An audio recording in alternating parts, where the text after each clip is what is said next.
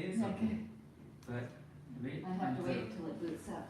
Yeah, they changed the numbers for the function, the annual function. So you may not want to swipe it now. Right, it's 100. If it's 100. It's a lot. So That's a lot. Okay, I'm gonna give you. Yes.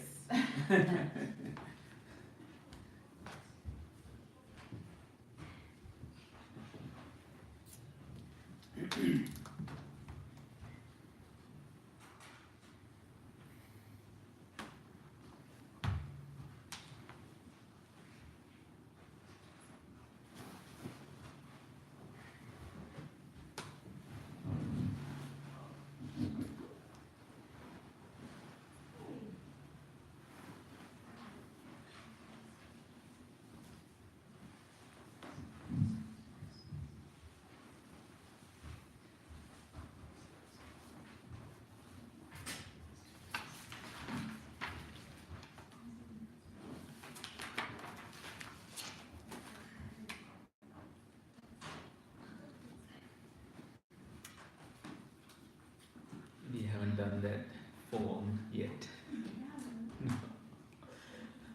But this one is going to do it tonight. Okay, that's fine. We just finished the event yesterday and he was super busy. I know. It's perfectly fine. Thank you. Glad you found that we had more time somewhere in it, right? So. Yeah, yeah. Do you have the printed copies with you? What do you get? Did you bring this? Yeah. You have yours? I got yours. Yeah. Hopefully next year. I have 2 extra if you want one. Yeah, next year. Do you have yours? No, I couldn't find it when I left home. There's all kinds of notes in it too. Extra copies? Thank you. You're welcome. Let's do the precepts. Am I on the screen? Okay. Is it working? Most of it is. For some reason that side is dark, I don't know why. Yeah. Okay. I'm sure if we can turn this light on. Yeah, it looks like There's a- something cover here, I guess. Oh. Oh, this one, okay, yeah. Right. Yeah. Is it okay? Oh, yeah. Just didn't realize. That's the best it looks. He's an expert in it now. He can tell. Let's do the precepts. Sadhu, sadhu, sadhu. Homage to him, the blessed one, the worthy one, the fully enlightened one. Homage to him, the blessed one, the worthy one, the fully enlightened one. Homage to him, the blessed one, the worthy one, the fully enlightened one. I take refuge in the Buddha, I take refuge in the Dhamma, I take refuge in the Sangha.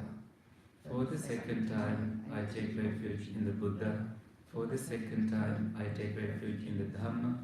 For the second time, I take refuge in the Sangha. For the third time, I take refuge in the Buddha. For the third time, I take refuge in the Dhamma. For the third time, I take refuge in the Sangha. I undertake the precept to abstain from harming living beings. I undertake the precept to abstain from taking what is not given. I undertake the precept to abstain from sexual misconduct. I undertake the precept to abstain from false speech. I undertake the precept to abstain from intoxicating drinks and drugs that lead to heedlessness. Sadhu, sadhu, sadhu.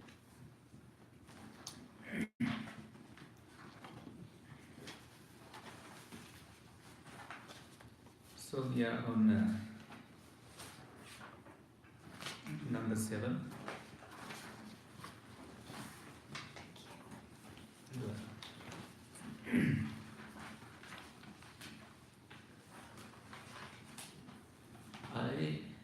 As I was reading this again today, I felt like now Sigālaka is the one who is receiving advice from the Buddha. And he lost his father recently, so the Buddha seems to be giving him this fatherly advice. This is the Buddha preparing him for what he's going to say later, before he redefines Sigālaka's habit of worshipping the 6 directions.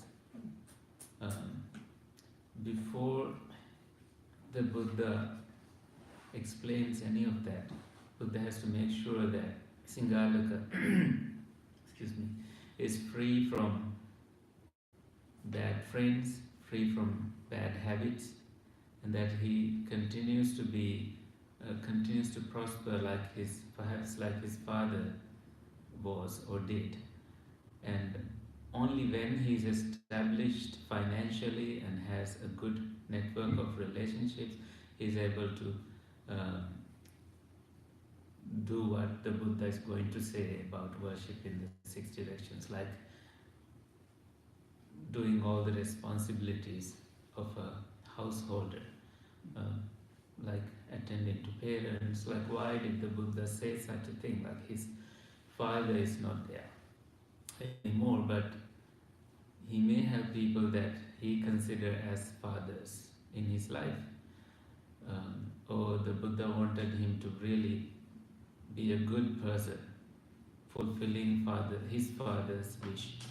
So the Buddha perhaps understood, well maybe Sigālaka's father also told the Buddha to watch him after my death, right?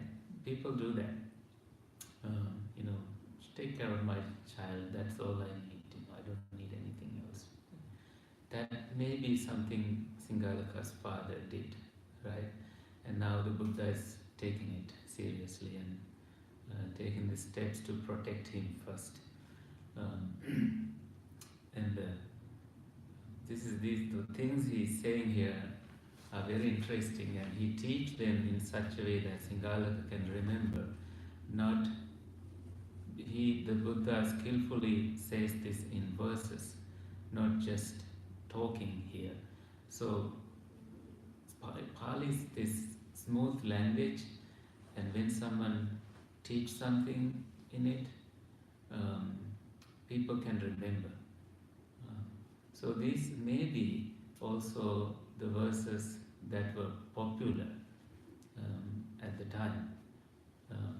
Educated people, like the Buddha was a very educated person. So he and Sigālaka perhaps also was an educated person. So this was just reminding him, like, this is what you have learned. Remember to live according to what you have learned. Then you will be fine. So all these, I think, thoughts can be,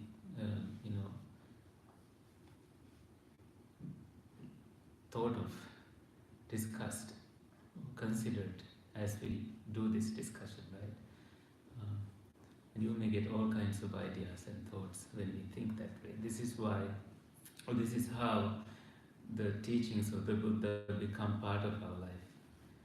We don't just discuss it to remember or for knowledge. We discuss it because it helps us in our life. Welcome. Did you bring your copy? You can join them in this. I have my copy. Okay, you do.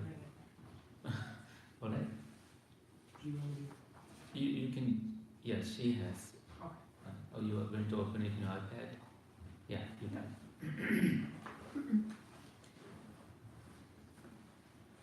Do you need Wi-Fi for that?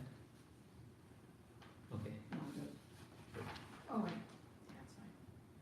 Okay. So number 7 is where we will start today. And what 6 ways of squandering wealth are to be avoided? See, this is what a father would tell his son.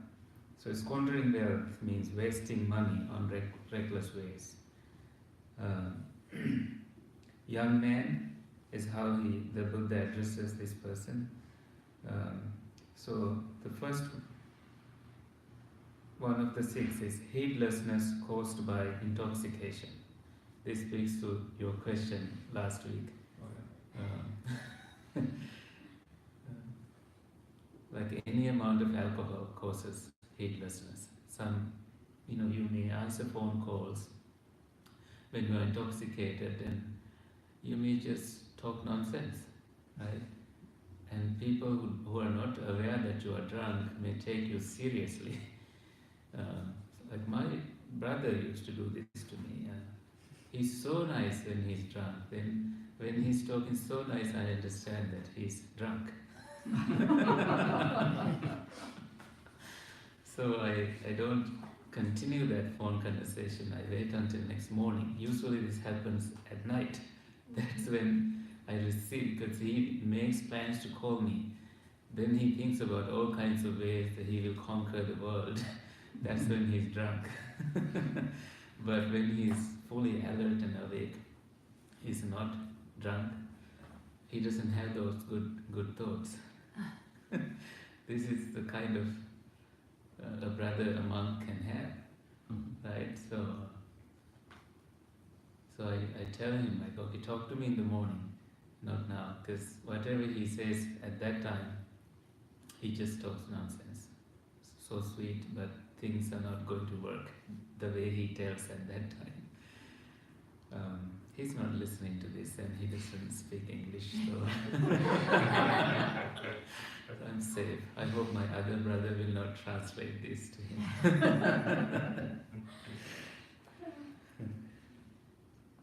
Roaming the streets at inappropriate times. So, what city was this in? I think Rajagaha, right? It's a big city, the capital of Magadha. So I was talking to a yoga friend from Jind, and Jind is the capital of Haryana. So these are big states like here. So Michigan is a big state, and Detroit is a city. When you go to Detroit, downtown Detroit, you have these streets, and you can go there and just walk around and watch what people are doing. And this is not something the Buddha would recommend for anybody, especially for this young man who has lost his father recently. So roaming the streets at inappropriate times. Even in Sinhalese culture, Buddhist texts are very popular, and in those texts children are taught not to whistle, like making that noise when they go by houses, not to laugh out loud because it's disrespectful. All these behaviors are taught with some blend of Buddhist teachings.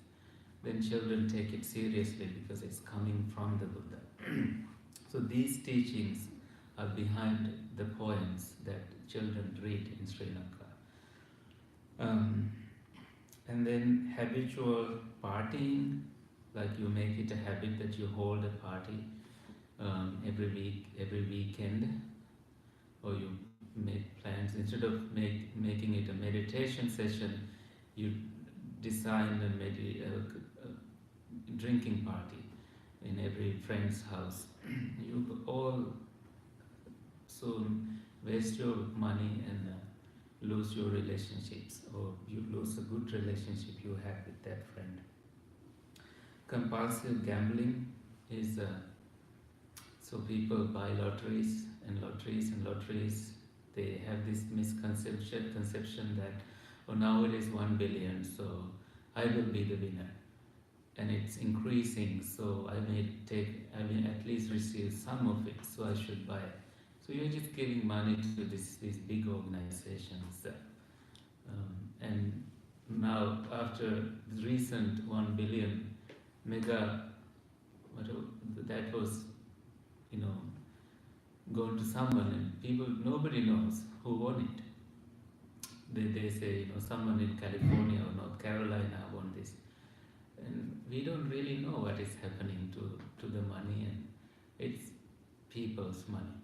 It's the poor people usually who have dreams about buying things, and people who just want to believe in dreams and whatever.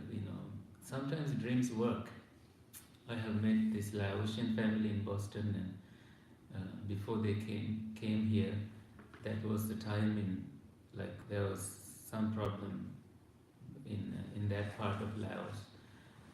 She had a dream, and she was told to take a pen and write down some numbers, and it was very clear to her, so she wrote it down and she gave it to her husband and asked him to buy exactly that number, and they won a big amount, and that happened 3 times to her. So they are living in Boston and they are very good friends. I met them accidentally on an airplane and still friends. So these things happen, but I shouldn't be telling this in public actually, so people keep buying lotteries. But sometimes you can tell when someone is addicted to it. Here they go by a gas station and they forget where they are going and stop at the gas station and buy the lottery, and then they lose, they buy another, they lose. They think that the next one is the lucky one, so they buy another and they lose all the money. And it's expensive to buy those, right? I found that one is $30, and that is a lot of money for a poor person. And $10, $2, all these are really, this is money. You can do something really good if you let that money accumulate and invest it in proper ways. So you can be happy that you did some justice to your hard-earned money. So compulsive gambling, the Buddha says to this young man, don't do it, you will lose your money. Bad companionship, this has been explained in detail later, like who are good friends and who are bad friends. You will learn a lot about friends later in this discussion. And laziness, so when you are lazy, that you don't feel, you don't want to be productive, you're just killing days and days doing nothing. You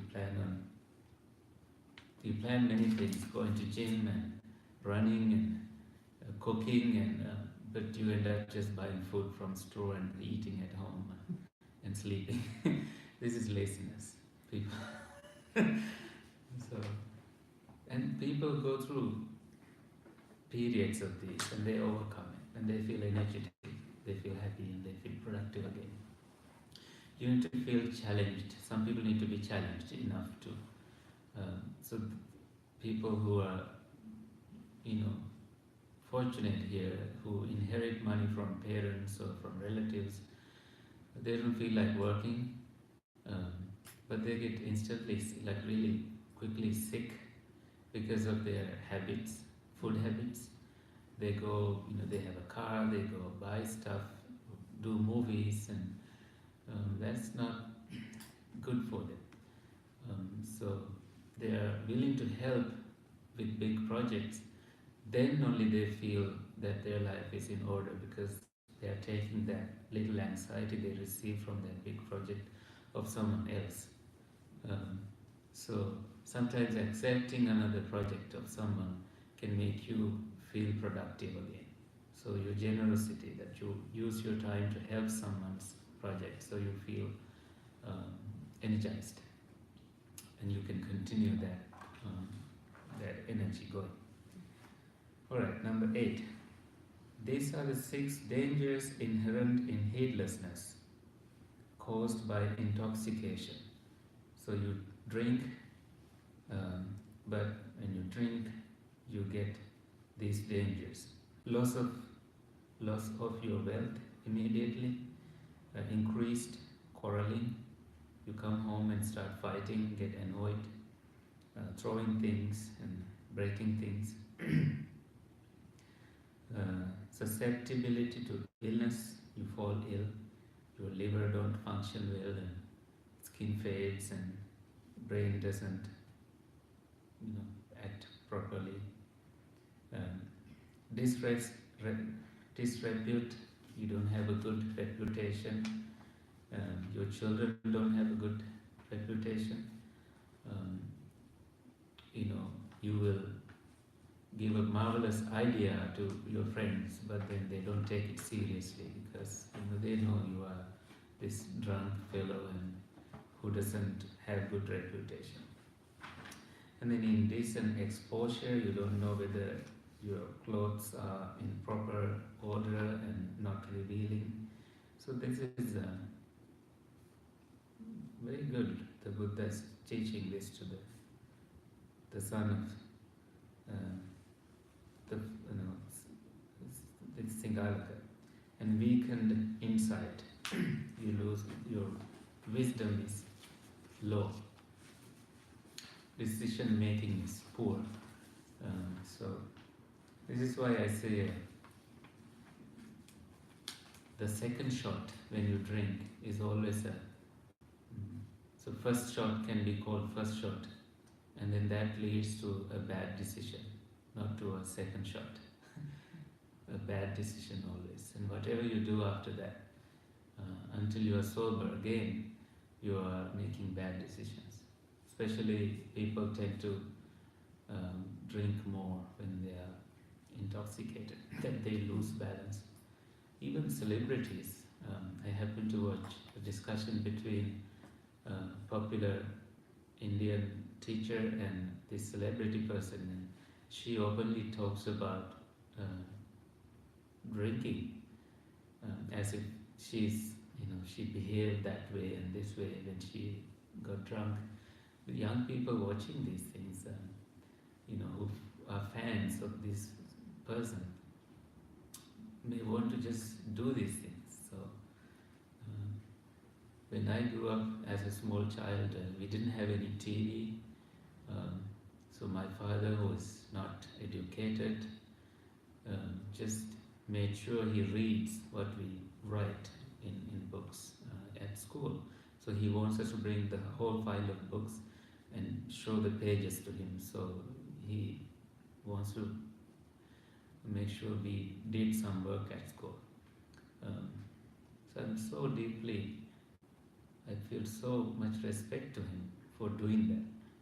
Not knowing what we wrote in books, but he wants to make sure there is something in those blank pages. So that's behind, every person. These little things are so important for children to grow up. Nowadays, parents don't take it seriously. They just let children watch TV and say, we shouldn't control them. We should allow them to do whatever they wish. But before you know, they start doing all kinds of things in their head, and they become active on these things when they are past their age. Then you don't have any control, because after 18, parents don't really go to control children. Parents shouldn't be controlling them, but you use your wisdom and do little things and avoiding dangers and shaping their future from the early age, so they can be happy that they really parented them, right? So these things.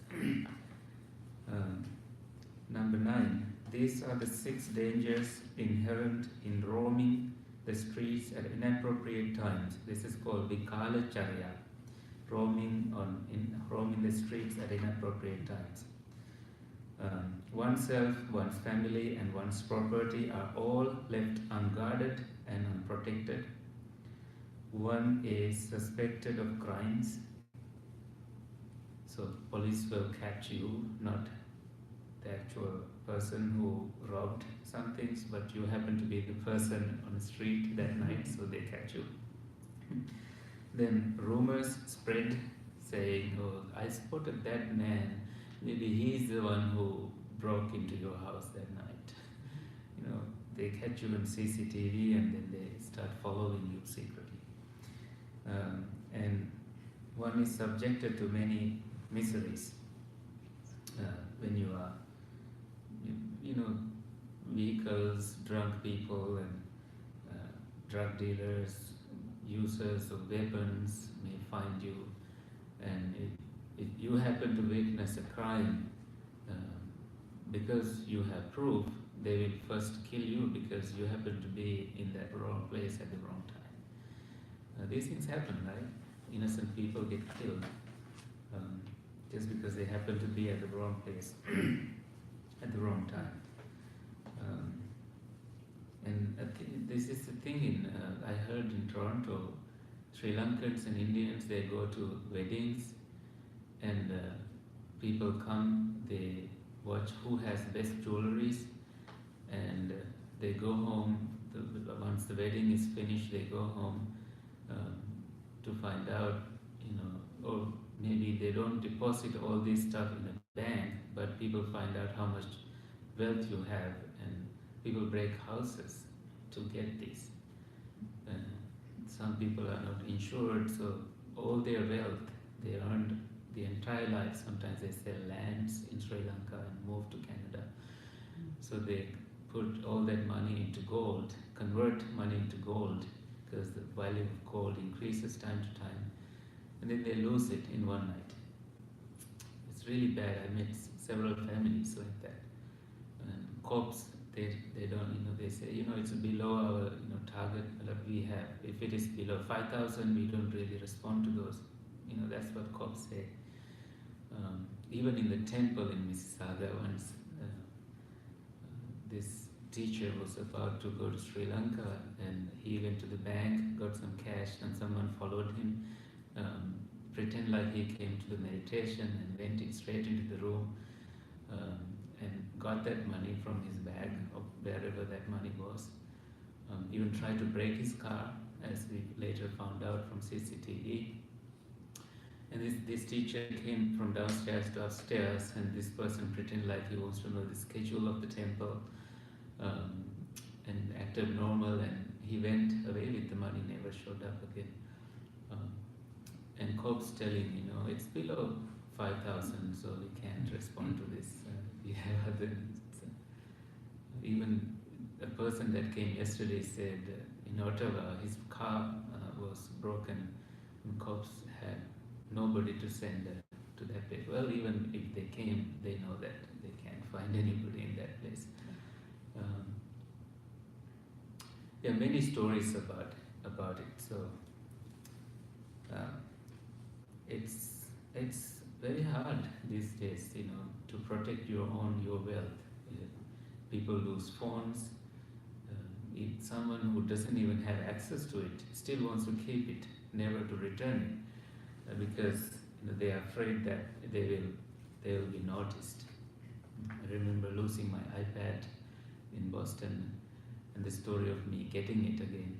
3 months later, I was on my way to Detroit to give a talk, and I thought I was very tired. I did meditation in West Virginia, and flew from DC to Boston, and I decided to take the T, but I had a flight the next morning. Between taking the train and I got off the T thinking that I had my bag, because I felt the presence of the bag, because my skin was tired having the bag, but it was just a feeling. I didn't have the bag, and I forgot. I didn't take it, so it was midnight. So the train went, and then I realized, I don't have the bag, so I couldn't catch it. So someone took the bag, and then a month later texting me. They found somehow my mobile number and texting me, can you send me your iCloud password? So then I realized, okay, this person has the bag. So you seems to be the person who has my bag and stuff. I need the data in that iPad. And he said, I bought it from the street. I can't, just give me the password and I will give you the iPad later. He said, I know he's not going to do it. So I said, okay, let me put money into your account so I can get this, but make sure you send it to me first, then I will put the money because I need it, I need the data. He then said, I erased all the data because I attempted to enter 10 times. So if it is more than 10 times wrong password, it erases all the data. So I told Boston Transport, MBTA, police, they're like, who are you? Why are you here? So they were not really friendly. Maybe they were busy or anyway. So that's how I felt. They were not willing to. This is an iPad, a useless thing. Go home and buy a new one. I in fact bought a new one, and I returned it once I received the other one. So this man, then I said, so if I'm sending money, where should I send it? He first said he was in North Carolina, but then he gave me an address in Boston to receive money. Then I realized he's around. When he said he's in North Carolina, I said, I will send my friends to your place, because I have friends in North Carolina. He said, I live at my brother's place. My brother doesn't want to receive any visitors. So these all kinds of things he would say. So I said, just come to Radio Beach. I will meet you there. But I also told cops, I'm going. That was a Saturday. That day they came. I had the number of the person. Cops are not going to investigate the area, by number. Somehow this man came and he asked me to enter the password. It was my iPad for sure. I didn't enter because if I entered, he would just grab it and run away. So then I said, there's no internet here. Then he had a portable internet connection. Can you believe it? So I didn't pretend like I entered the wrong password, and I said, okay, let me call Apple, but I instead called the cops. In the meantime, I took a picture of the person, so from your iPhone you can take a picture while making a call. I realized that day. When he saw cops, he ran away. And cops gave me a ride back to the hospital where I was working as a chaplain, so that's the end of the story. So he didn't even show up first. He said, my bus is delayed. Later he was watching me from distance. This was around 5 p.m. Then he said, I'll be the tallest one you will see on the bridge. Well, I didn't know, cops were waiting at another entrance, and this man, I went from a different entrance. There are 2 entrances to Refuge Beach Station.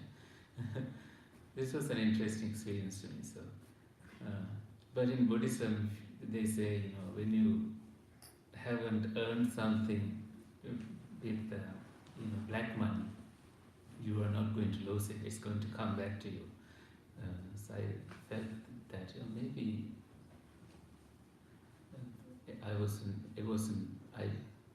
it was mine. That this was actually, I wouldn't go into details, a student who didn't have an iPad. I feel sorry for him. But I couldn't afford to give it to him either. If he was just truthful, maybe I will be compelled to give my other one. But I returned it to Apple. I'm not wealthy to give an iPad to someone in the first place. But I wanted to share. I didn't plan to share, but I think it came to my mind when talking about stealing. Number 10. What time is it? 8:05. Okay, your time. There are 6 dangers inherent in habitual partying. You constantly seek where is the dancing, where is the singing, where is the music, where are the stories, like storytellers go from place to place. Where is the applause, like clapping, where is the drumming. So drumming means there's a wedding going on or something. Number 11, these are the 6 dangers inherent in compulsive gambling. This is called Jutta Pamada, compulsive gambling. Winning breeds resentment. You resent when when someone else wins. The loser mourns the lost property. Savings are lost. One's word carries no weight in a public forum. Same thing about drinking, right?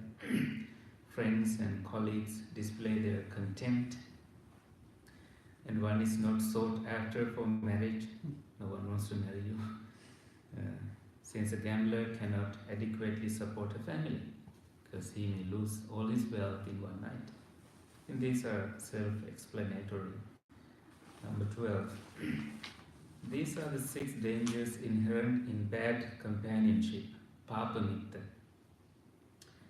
Any rogue, drunkard, addict, cheat, swindler or thug become a friend and a colleague. Because when you have bad friend, he may know friends who are drunkard, who are addicted, cheaters, swindlers or thugs. So you become their friend too. And they call you for things. And you may not say no because you are friends of this bad friend. And about bad friends, you will find another discussion later on. Number 13, these are the 6 dangers inherent in laziness. Laziness, alasya, alasakam. And dangers, adino. So when you are lazy, it's too cold, one does not work. Saying it's too hot, one does not work. Saying it's too late, one does not work. Saying it's too early, one does not work.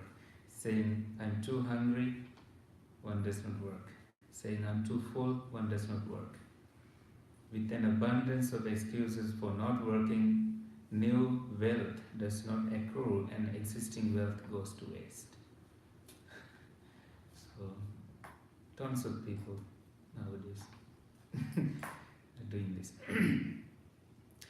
So that is what the Buddha said. Summing up in verse, the sublime teacher said, some are drinking buddies, panasaka.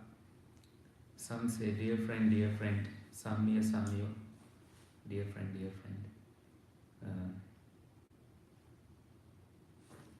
And they are just friends on your face, but not after. But whoever in hardship stands close by, that one truly is a friend. So who comes to help you when you are in need? Atte sujate, so when you are in hardship, they come to help. This is why the Buddha another time said, Attam hi jatam hi sukha sahaya. When you really have a hardship, friends are a blessing. That's what he said. Then he says, sleeping late, adultery, hostility, meaninglessness, doing meaningless things, harmful friends, utter stinginess that you are not generous. These 6 things destroy a person.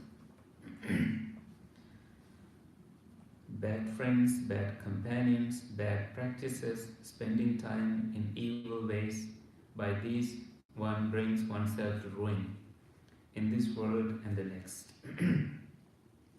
Seduction, this means ladies attracting men, prostitution. Akki, gambling. Drinking, varuni is the word for drinking. It's not like a name of a lady, but drinking. Singing, dancing. Singing nowadays, people, this is, I think, addicting to, like you go from street to street singing and don't work. Just, music is not your career, but you are addicted to one song and you just keep singing it. You are mad of it. That kind of singing or that kind of dancing. Sleeping by day, divasetpam, wandering all around untimely, akali, paricharya, harmful friends, utter stinginess, these things destroy a person. They play with dice, this is Dadu Krida. They drink spirits, Suram, Vivant. They consort with lovers dear to others, like there are good couples, but then you make a relationship with the wife or the husband and destroy that family and bring misfortune to the children of that family. associating with low life and not the esteemed. So this is nice. Nihina Sevi. Nihina Sevi means someone who is associating low quality people. Your language becomes low quality, your behaviors become low quality, your attitude becomes low quality, and you compulsively blame on things because that person does the same thing.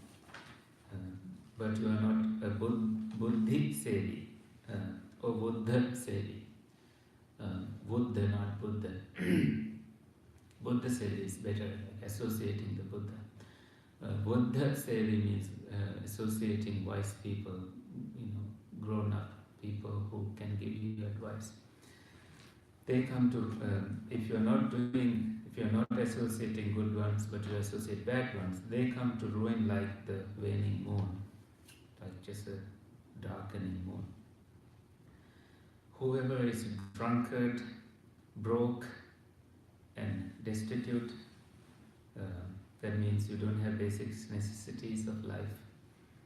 Dragged by thirst from bar to bar, sinking into debt like a stone in water, goes quickly to the bottom, into bewilderments, you become confused, quickly plunges, you quickly plunge into bewilderments, akula, become a lost kind of a person. When sleeping late becomes a habit, and night is seen as time to rise, for one perpetually, like always intoxicated, a home life cannot be maintained. Too cold, too hot, ati sitam, ati unha. Too late, they say, ati sayamidam. Having wasted work time this way, the young miss out on opportunities.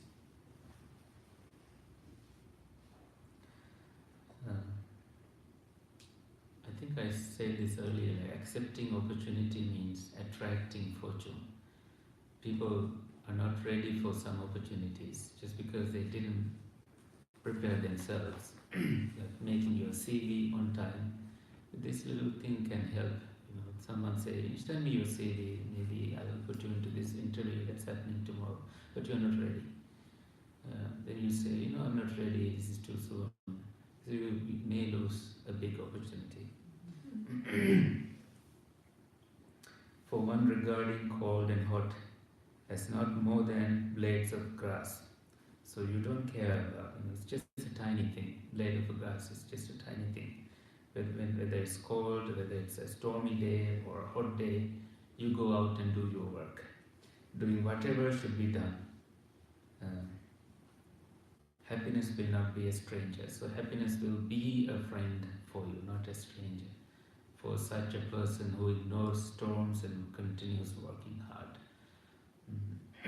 Some days schools close on storm days, but it happens to be sometimes school is closed not on storm days, but on storm days school is open sometimes because you can't forecast the weather properly. But then the school is open again, but then the storm comes. These things happen. But even then, people go to the class and take the lessons or do the work for that day. So you are prepared, updated. Now then, the Buddha goes on to talk about good friends, enemies first, especially enemies first. Young man, be aware of these 4 enemies, Papa Mitta, disguised as friends, Mitta Patirupaka, disguised as friends. They look like friends, but they are not. The first one is the taker. He only takes, he never gives. The talker, he only talks, but never does. The flatterer, continuously tells nice things. And the reckless companion, someone who brings you to bad, apaya sahaya, person who's taking you to evil places. So these are enemies. The taker, and that person only takes. The talker, he only talks. Flatterer, he only talks nice things, but really is maybe not so nice when you are not around. And the reckless companion just wishes downfall for you. Number 16. The taker, that the Buddha goes into detail. The taker can be identified by 4 things. By only taking, asking for a lot while giving little, performing duty out of fear, fear of losing wealth, fear of losing positions, they perform duties or promotions, and offering service in order to gain something. These are takers. Number 17, the talker can be identified. Taker is Anya Dattuhara. Okay? The talker is Vachi Parama. Talker can be identified by 4 things. By reminding of past generosity. You say, you have been generous to me in the past, why don't you give me now? Or I have been generous in the past. You did a little thing and then they say, give me now. Promising future generosity, I'll give you in tons in the future, just give me something.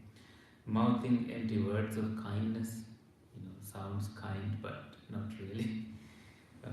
And protesting personal misfortune when called on to help. You say,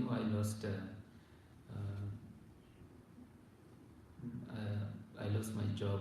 So that's a good thing, you say that's a fact, if that is a fact, but otherwise you say, recently I lost my savings, so I gave it to someone, so I can't give you today. Maybe this person is lying to you when you are really in need. So these are talker, Vachi Parama, friends. They are just absolutely using words to get things done. Number 18, the flatterer, Anuppiyabani, someone who says nice things, can be identified by 4 things. By supporting both bad and good. You do good thing, they support you. You do bad thing, they support you. So, papakam or kalyanam, bad or good, they support. Praising you to your face and putting you down behind your back. These are flatterers. Number 19, the reckless companion, the apaya sahaya person, can be identified by 4 things. By accompanying you in drinking and roaming around at night, partying and gambling. That is what the Buddha said. Summing up in verse, the sublime teacher said, the friend who is all take, the friend of empty words, the friend full of flattery, and the reckless friend. These 4 are not friends but enemies. The wise understand this, a wise person understands this, and keep them at a distance, as they would a dangerous path. Now about good friends. Young man, be aware of these 4 good-hearted friends. The helper, the friend who endures in good times and bad. The mentor, Attakai friend. And the compassionate friend, Anukampaka. So the 4, Upakaraka, the helper, Samana Sukha Dukkha, and the friend who endures in good and bad, Attakai, mentor, compassionate friend, Anukampaka. Number 22, the helper can be identified by 4 things. By protecting you when you are vulnerable. Like you happen to drink that day, I'll give you the Pali words later, okay? I know you tried to write down, but you couldn't. I know, but we have learned this in the school. So. Right. See, yeah. Protecting you when you are vulnerable. You happen to drink someday, and but your friend is there, say, you wouldn't do this again, let me take you home. You're going to lose so much. That good friend protects you. And likewise your wealth, you also protect your wealth when you are in trouble. Some people try to make bad decisions when they are anxious. Or they are affected by some misfortune like losing a loved person, like losing your wife. Then you want to write all your properties to someone, then you just leave. But your good friend comes and says, no, just wait, let's wait, and we won't do it now. You can do it later, I will help you. So that kind of friend. Being a refuge when you are afraid. So you have so much fear that someone has threatened you, but your friend comes and sleeps in your house, give you comfort. And in various tasks, providing double what is requested, give more than what is necessary, so to comfort you when you are in trouble. And that kind of a friend is a good friend. We all have that kind of friend. Sometimes we don't really appreciate them sometimes, because people are so busy doing things in life. They call you and they don't really have the time. You will get busy doing something. But those are the friends you spend time with, and you don't lose anything. You just feel good when you talk to them, because they are, what's the word, benefactors. Such people are rare. They are to be respected, and you should really make sure they are okay in their lives too. Because sometimes we lose. I remember my good friend, Sri Lanka youth leader, traveled in all the countries, but happened to, I think, drink some drug, died in 2 hours. I was in my first year in school here in Boston. The whole day I was meditating for him, saying, wherever you are, just find a good birth. I wish I talked to him more. You can tell how I feel about, it's hard when you lose that kind of, we lose friends. That's when I realized, oh my goodness, we just, we take it for granted, thinking these people will be around your whole life. No. They thrive at certain time in their lives and they are gone. We went to school together, and then he married, and he was really successful. He made sure, I'm in school and doing all good, and I made sure he's doing his part. So such friends, you meet only. We call them mango friends. You share. I don't know why that word is. Maybe you share the mango with them. You're so close to them. So that kind of. Sometimes you don't have another chance to say things, that you want to say to these people. Right? Number 24. The 24, right? Yeah. We didn't do 23. 23, okay. The enduring friend can be identified. This is samana sukha dukkha, means a friend who is available in comfort and in misfortune by 4 things. So that person tells you secrets and guarding your own secrets closely. They don't tell your secrets to others. Not abandoning you in misfortune and even dying for you. They are when you are in a dangerous place, that maybe someone is shooting you, but they don't just abandon you. They're there. Make sure you are also safe.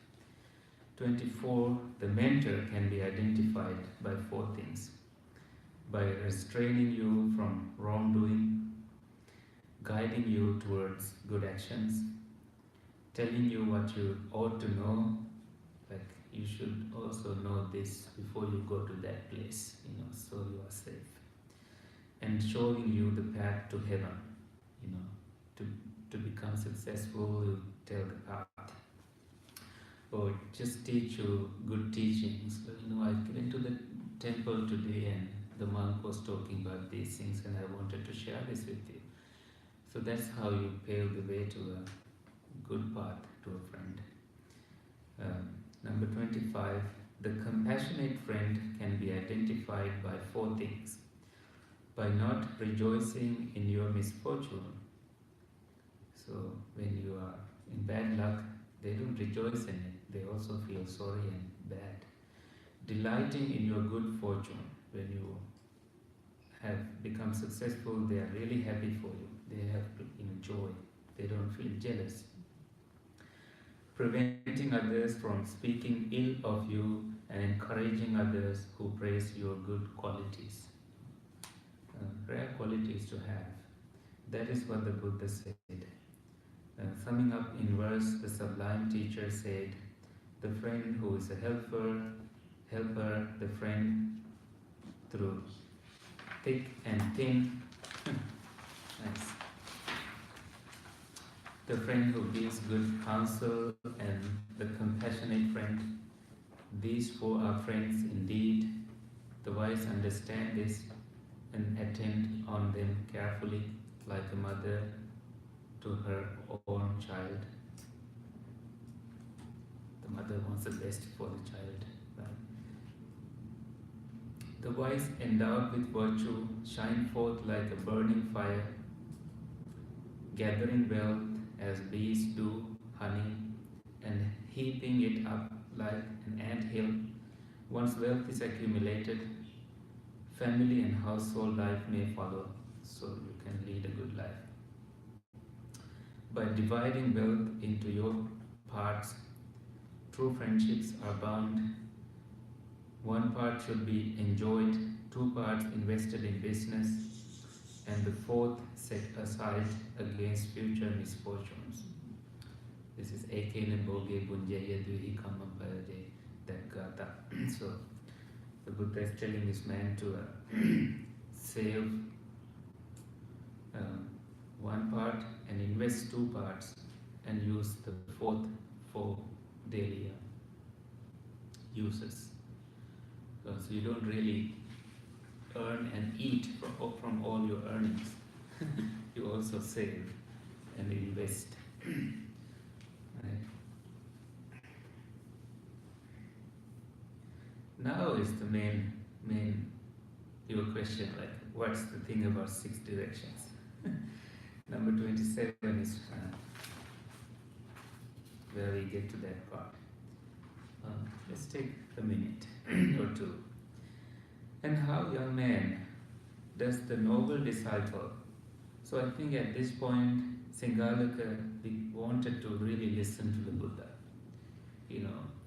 This seems to be a person who is wishing me the best, not the kind of the priest he had in his mind.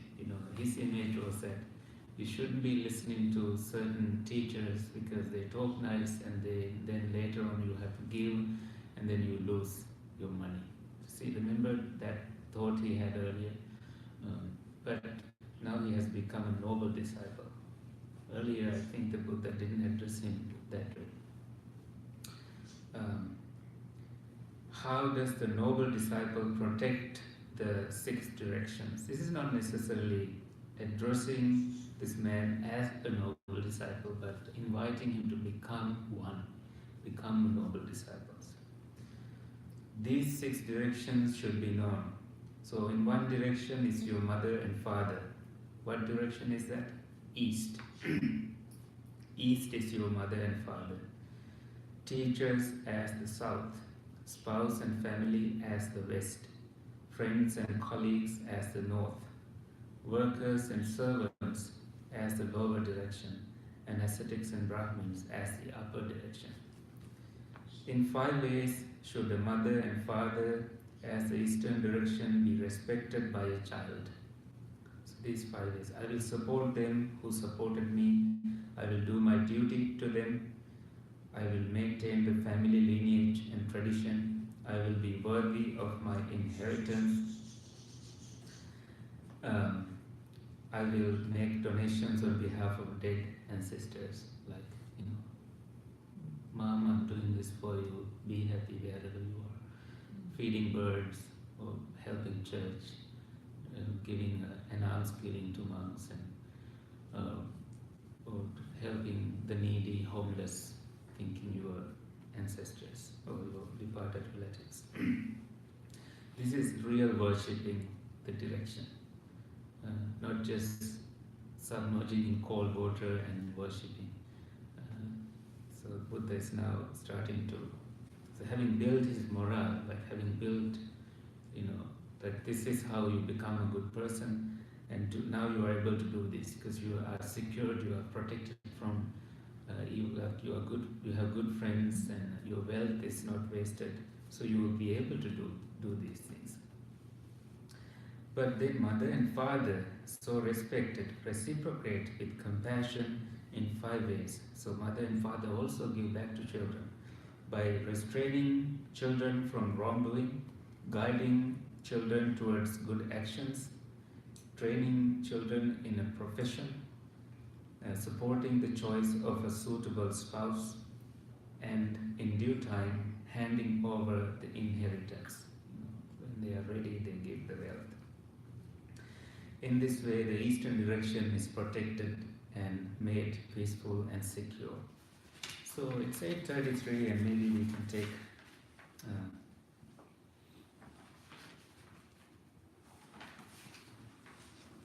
do you want to do another 15 minutes and finish this? Or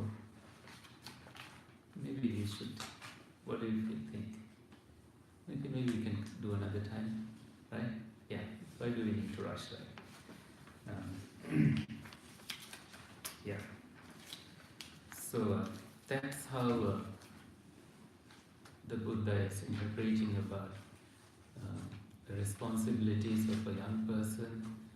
And now this has been taught to generations and generations over the years, right? Any Buddhist person happen to know this. Because monks constantly teach about these things, like this is a very popular teaching. So the Buddha is telling young people, like, you should not be lazy, you should really work hard, should not find excuses when it is time to work. You may not say it's too cold today, too hot today, too full today, or these are just excuses, work hard. So this is the kind of wisdom that Sigālaka has to have, the kind of wisdom that a father should give to a child for his survival. And Sigālaka's father, I think if he was watching from heaven, if he's still there in heaven, he must be so happy that the Buddha taught this young man how to succeed in his life. So when you give advice to young children, just send this to them. Just do this. Just worship the 6 directions, but do it this way. Then you will prosper in your life. Right? Alright, so we will do the Gatha, the verse, to end on page 6.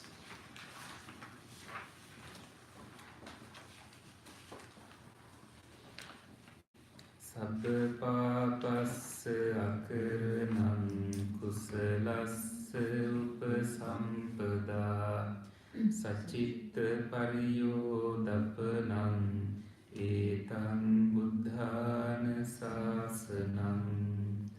The avoiding of evil, the doing of good, the purification of the mind, this is the Buddha's teaching. Sadhu, sadhu, sadhu. Alright, see you next week. Same time, same place.